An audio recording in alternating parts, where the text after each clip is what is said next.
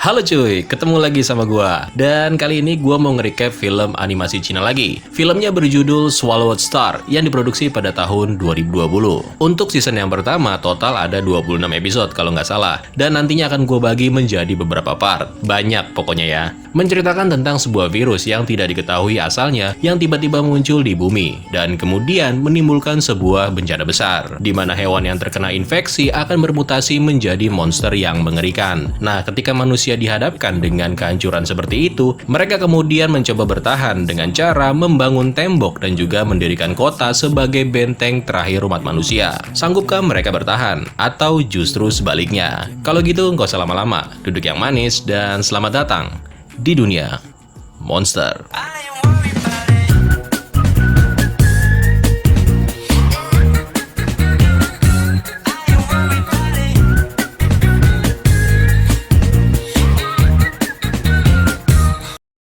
Film dibuka dengan sebuah era baru yang bernama era Nirvana, di mana kondisi bumi sudah terlihat hancur berantakan. Keadaan ini disebabkan oleh kehadiran virus mematikan yang dikenal sebagai virus RR. Virus tersebut awalnya muncul di Timur Tengah dan langsung menyebar ke atmosfer bumi, membunuh lebih dari 2 miliar penduduk dan membuat hewan-hewan bermutasi menjadi berbagai jenis monster yang mengerikan. Umat manusia yang tersisa terus mengupayakan segala cara untuk memusnahkan semua monster yang ada, termasuk penggunaan senjata nuklir yang digunakan oleh pemerintah dunia. Sialnya nih, efek yang ditimbulkan malah membunuh lebih banyak manusia, sedangkan monster-monster itu masih tetap bertahan sampai sekarang. 5 negara yang masih bertahan kemudian bersatu dan membentuk sebuah aliansi dengan tujuan menampung dan juga menyediakan perlindungan bagi umat manusia. Untungnya, beberapa manusia kini juga berhasil memperoleh kekuatan yang luar biasa. Beberapa kelompok yang dinamakan warrior kemudian terbentuk guna melawan segala macam monster yang berada di bumi. Orang-orang ini bukanlah prajurit biasa. Mereka sanggup menghadapi monster cemen sampai monster yang ukurannya besar sekalipun.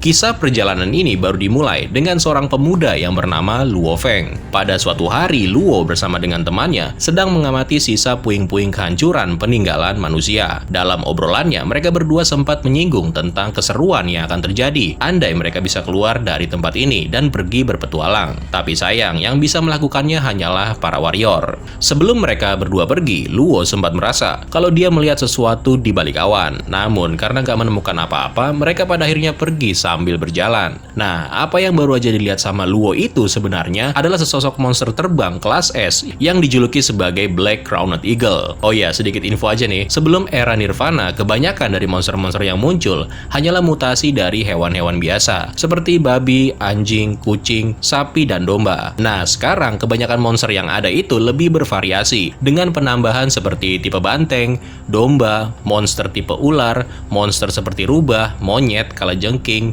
serigala, harimau, dan juga jaguar yang bahkan lebih langka lagi. Semuanya itu belum termasuk dengan yang aneh-aneh, dan masing-masing dari mereka ada tingkatannya, tergantung seberapa besar kekuatan dan juga kerusakannya. Oke, balik lagi ke ceritanya. Beberapa pesawat kemudian dikirim dalam upaya untuk menjatuhkan Black Crowned Eagle. Namun hasilnya gagal total, dan dari sana makhluk itu langsung bergerak memasuki benteng pertahanan. Nah, karena nggak ada pilihan lain, pihak militer kemudian menugaskan seorang warrior untuk menghalau pergerakan monster itu. Di tengah kota, Luo bersama dengan temannya terlihat berjalan sambil mendengarkan sebuah berita yang mengatakan kalau baru-baru ini para peneliti telah berhasil mengurangi waktu penyebaran dari virus RR selama 30 menit. Mendengar hal itu, Luo dan temannya semakin yakin kalau sebenarnya setiap manusia itu udah mempunyai antibodi untuk melawan virus RR, dan hal itu jugalah yang terjadi kepada para pelindung manusia, yaitu warrior. Jadi warrior itu adalah manusia yang berhasil mengembangkan kekebalan terhadap virus RR. Enggak seperti manusia biasa. Ketika mereka terinfeksi virus, mereka tidak mati, melainkan tubuhnya dimodifikasi secara genetik oleh infeksi dari virus RR itu sendiri, yang kemudian menyebabkan peningkatan tenaga dan juga energi genetik di dalam tubuhnya. Energi genetik adalah suatu bentuk energi yang dihasilkan oleh sel-sel tubuh yang ditingkatkan, yang digunakan dalam seni bela diri untuk membuat petarung bela diri menjadi kuat dan tangguh. Oke, kita balik lagi ke ceritanya. Nah, kemudian Luo tanpa sengaja berpandangan dengan teman sekelasnya yang bernama Susin.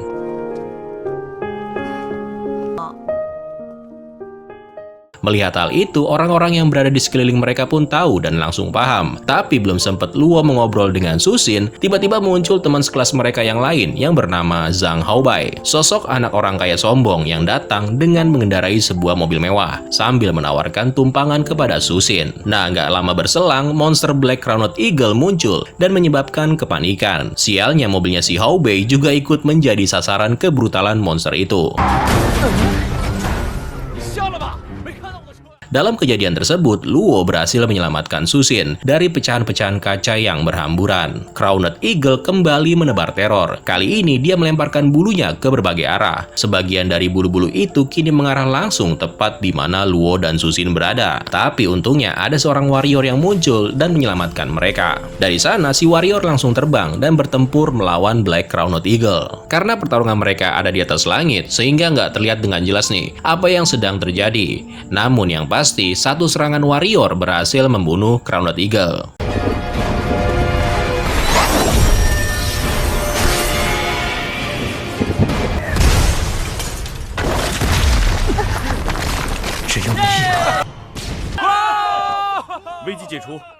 Luo yang udah diselamatkan merasa kagum dengan kekuatan yang dimiliki oleh si warrior, dan karena itu Luo memutuskan kalau suatu hari nanti dia juga akan bisa menjadi seorang warrior. Beberapa hari kemudian suasana mulai kembali normal. Luo yang lagi mau siap-siap pulang sekolah bertemu dengan Haobai, yang ternyata Haobai ini sengaja menemui Luo hanya untuk sekedar memberitahu kalau dia juga kepengen menjadi seorang warrior. Sambil mengejek, Haobai mengatakan kalau dirinya yakin kalau dia bakalan lebih dulu diterima menjadi warrior ketimbang Luo. Haobai ini merupakan salah satu murid senior bela diri bersama dengan kedua temannya. Haobai kemudian menantang Luo untuk melawan mereka bertiga. 那两个也是我们武馆的高级学员。张浩白。我的牙，何风。 Tanpa sepengetahuan mereka, instruktur kepala bela diri yang bernama Jiang sedang memperhatikan perkelahian itu. Di sana, dia menanyakan kepada supirnya tentang siapa pemuda yang berhasil mengalahkan 3 siswi bela diri sekaligus itu. Nah, setelah kejadian itu, Luo kini menyesali kalau hidup dengan keadaan seperti ini masih jauh banget dari kata bahagia. Dia lalu kembali ke rumahnya, sebuah lokasi yang bisa dibilang kumuh. Luo ternyata mempunyai seorang adik laki-laki yang hanya bisa duduk di kursi roda. 要是我们能住上高档的电梯楼，阿华也不必整天闷在家里。 Sejak dulu, Luo kepengen banget nih masuk ke dalam akademi militer dengan maksud untuk membahagiakan keluarganya. Kalau dia bisa masuk ke militer, Luo berencana membelikan rumah yang bagus, lengkap dengan lift, supaya sang adik nggak perlu repot-repot kalau kepengen keluar rumah. Terus udah gitu ayahnya juga nggak perlu lagi bekerja banting tulang. Yang intinya dia hanya mau keluarganya hidup layak. Beberapa hari kemudian, Luo bersiap berangkat ke sekolah. Tapi karena hari ini ada ujian masuk ke perguruan tinggi dan udah mau telat juga, mau nggak mau, Luo harus berlari. Tapi tiba-tiba di tengah jalan, dia dihadang oleh sekelompok preman. Yang ternyata mereka ini merupakan orang-orang suruhan dari Haobai. Luo berhasil mengalahkan mereka semua. Tapi akibatnya, dia jadi terlambat masuk ke kelas. Pak Guru awalnya menolak mengizinkannya masuk, karena Luo udah terlambat melebihi batas waktu yang ditentukan. Namun untungnya, Jiang muncul, sambil mengatakan kalau dia mengetahui alasan kenapa Luo bisa sampai terlambat. Luo kemudian dibiarkan masuk dan diberikan izin untuk mengikuti ujian. Nah, melihat hal itu membuat Haobai menjadi kecewa. Nah, karena Haobai memang mau menggagalkan Luo menyelesaikan ujiannya, dia kemudian memberikan kode kepada 2 orang temannya supaya membuat keributan. Di mana hasilnya kedua siswa itu kemudian bertengkar, yang membuat kertas ujian Luo jadi terjatuh tepat di bawah kakinya Haobai. 哎呀，真不好意思。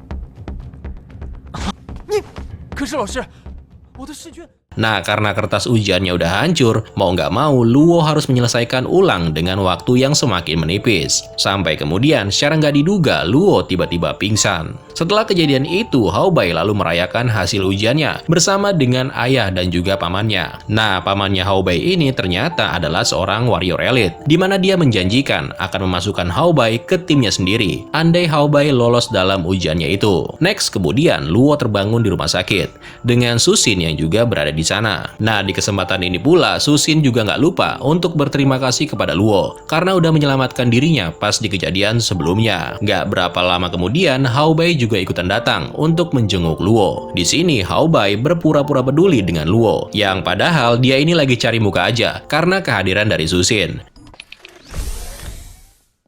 Apa yang dilakukan Hao Bai barusan benar-benar membuat Luo menjadi kesal. Yang tanpa sadar, Luo udah meremukkan rangka besi tempat dia tidur. Di mana hal itu seketika membuat Luo menjadi kaget.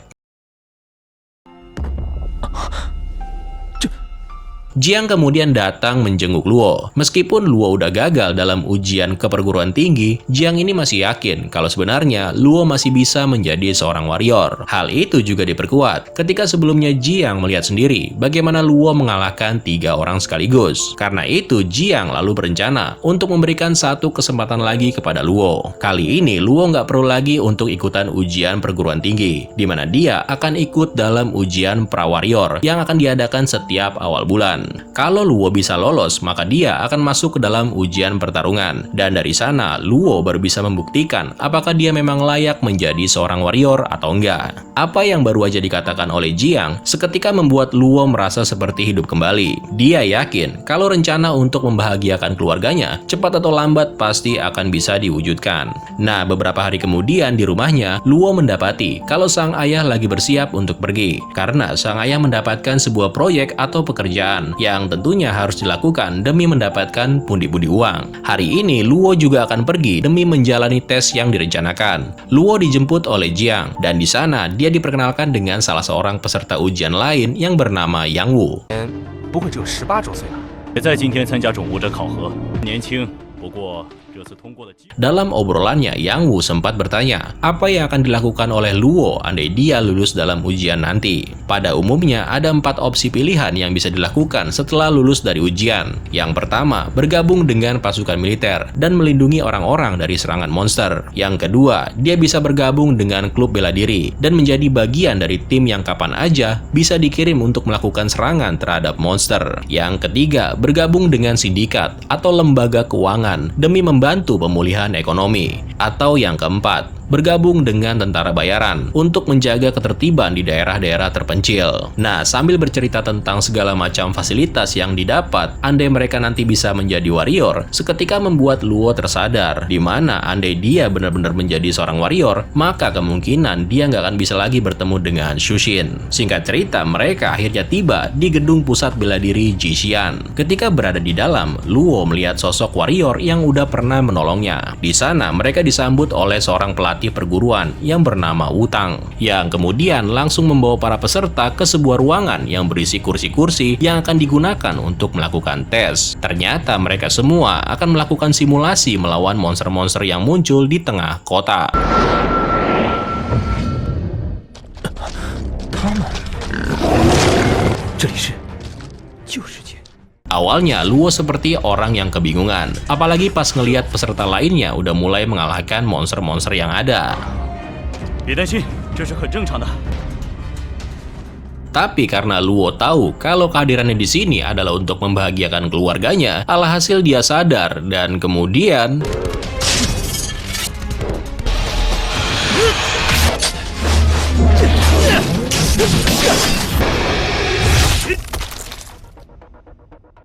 sementara itu di tempat yang lain, ayahnya Luo kini tiba di sebuah lokasi yang ternyata itu adalah rumahnya Hao Bai. Mengetahui kalau ayah dari musuhnya bekerja di rumahnya, seketika itu juga Hao Bai memiliki niat yang jahat. Balik lagi ke Luo dan para peserta yang lainnya, di mana mereka kini berada di dalam sebuah gedung dan bertemu dengan seekor monster kelas E yang bernama Golden Vulture. Semua peserta berusaha mengalahkan monster itu, tapi yang terjadi justru sebaliknya. Satu persatu mereka bisa dijatuhkan dengan mudah.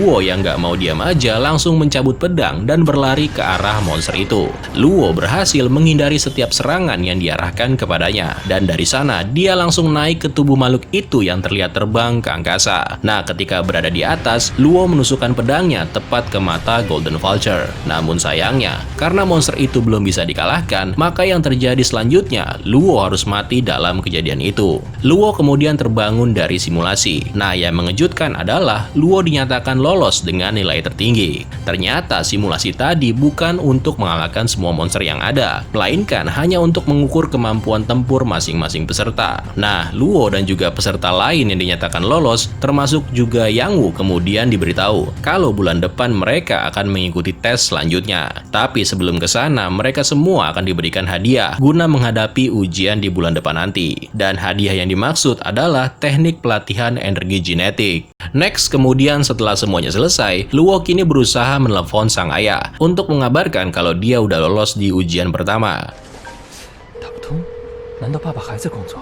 Tapi karena nggak diangkat, akhirnya Luo penasaran dan memutuskan untuk menjemput sang ayah. Sementara itu di rumahnya, Hao Bai secara sengaja menuduh ayahnya Luo dan teman-temannya ini udah merusak lantai rumahnya yang mahal. Nah, karena nggak terima dituduh, akibatnya terjadi cekcok di antara mereka. Hao Bai bahkan memerintahkan anak buahnya untuk memukuli ayahnya Luo dan juga teman-temannya. Namun tanpa diduga, tiba-tiba Luo datang dan menyelamatkan ayahnya. Tanpa ampun, Luo menghajar Hao Bai beserta semua anak buahnya. Tapi sayangnya setiap pergerakan Luo udah terpantau oleh CCTV. Akibatnya Luo ditahan oleh polisi dengan tuduhan masuk ke rumah orang tanpa izin dan juga berbuat onar. Proses penangkapan Luo juga sempat dilihat oleh Xu Xin yang kebetulan sedang lewat. Luo nggak melawan sama sekali. Dia bahkan dengan sabar menunggu keputusan pihak berwajib selama proses penyelidikan berlangsung. Karena itu dia terpaksa harus mendekam di dalam penjara. Sementara sang ayah dibebaskan dari segala tuduhannya. Nah, ketika berada di penjara, Luo ini rupanya satu kamar dengan dua orang napi, di mana salah satu napi dengan santainya memerintahkan Luo supaya memijat kakinya. Ketika Luo menolaknya, si pria berbadan besar ini lalu mengungkapkan sesuatu yang kemudian membuat Luo menjadi terkejut. Ternyata orang ini dulunya pernah ikut juga dalam ujian pra-warrior, sama seperti Luo. Perkelahian pun kemudian terjadi. Si pria tersebut benar-benar punya tenaga yang sangat besar, tapi karena Luo memiliki kecepatan di atas rata-rata, maka dengan mudah dia bisa mengalahkan pria itu.